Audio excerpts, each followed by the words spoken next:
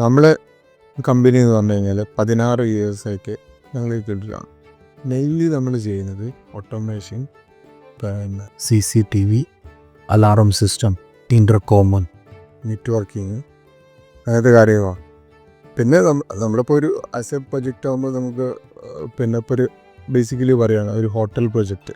നമുക്കൊരു ഹോട്ടൽ പ്രൊജക്റ്റാണ് എടുക്കുന്നത് വെച്ചാൽ അവിടെ സെക്യൂരിറ്റി ക്യാമറ വേണം, എന്തായാലും വേണം. പിന്നെ നമ്മൾ പറഞ്ഞാൽ റൂം ടു കണക്ട് ചെയ്യാനുള്ള ഇൻ്റർകോം ഫെസിലിറ്റീസ് വേണം.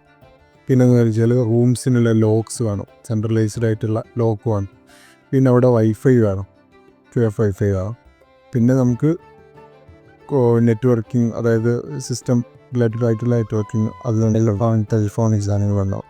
പിന്നെ നമുക്ക് ചിലപ്പം എൻട്രൻസിൽ ബാരിയർ ഉണ്ടാവും, ബൂം ബാരിയർ, നമ്മൾ വേണ്ടല്ലേ ബൂം ബാരിയർ, അത് നമ്മളെ സ്കോപ്പിൽ വരുന്നതാണ്.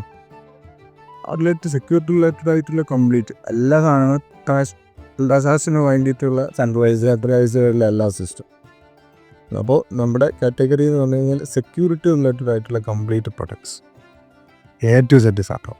പിന്നെ നെറ്റ്വർക്കിംഗ്, പിന്നെ ഓട്ടോമേഷൻ ഡിവൈസ്, ഇതെല്ലാം നമ്മൾ പ്രൊജക്റ്റായിട്ട് എടുത്തിട്ട് കംപ്ലീറ്റ് ചെയ്യുള്ളൂ. അപ്പോൾ നമ്മുടെ കമ്പനീൻ്റെ പേരാണത് ടെക്സ്റ്റൈൽ ഓട്ടോമേഷനാണ്. പിന്നെ പേര് നിയാസ്.